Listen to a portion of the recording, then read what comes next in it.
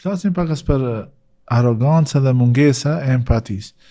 A e bëren se edhe shkollat, deri diku edhe xhamiat, edhe familja kanë dështu që tek rinia me e shtu atë dozën e empatisë. Empatia çka është kur ti ke ndjenja për njerëzit tjerë. Do thonë nuk ndjen vetë keqardhje, po realisht. Po ke ndjenja, do të thonë nëse shet dikon që vuan, ti të vjen keq, nëse shet diku që është në problem mundosh me ndihmu. Kjo është empatia.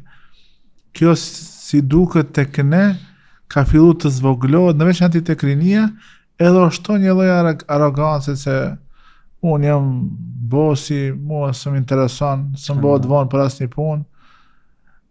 Si mendon se cila është mënyra më e mirë që tek rinia ta ulin pakës këtë arrogancë, ta shtojmë pakës empatinë. Unë shpesh e përmendi rastin e Gazës. E me Gazën janë solidarizu shumë njerëz të ri që nuk janë edhe musliman, ka edhe mes hebrejve, mes izraelitëve, ka që i përkrahin, ka mes spanjollëve, mes, domethënë, popullata intelektuale në perëndim me të madhe dalin protestojnë kundër gjenocidit. Çka është ajo që tek ata e ka shtu këtë empati?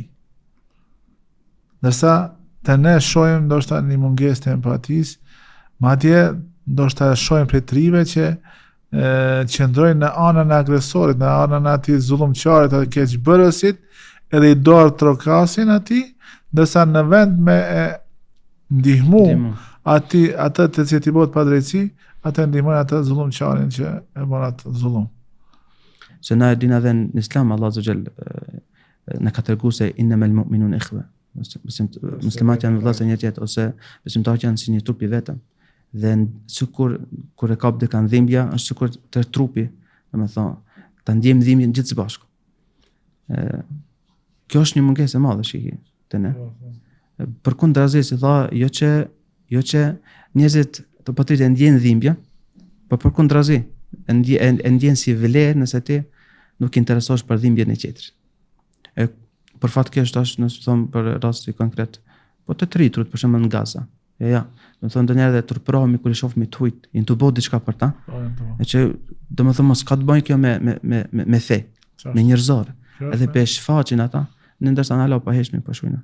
Kjo është vërtet për ose dalin një numër i vogël, madje edhe ke zëra që janë kundër asaj, domethënë e quajnë këtë antisemitizëm, se ne jemi e mohojmë holokaustin, e mohojmë krimin që ka ndodhur.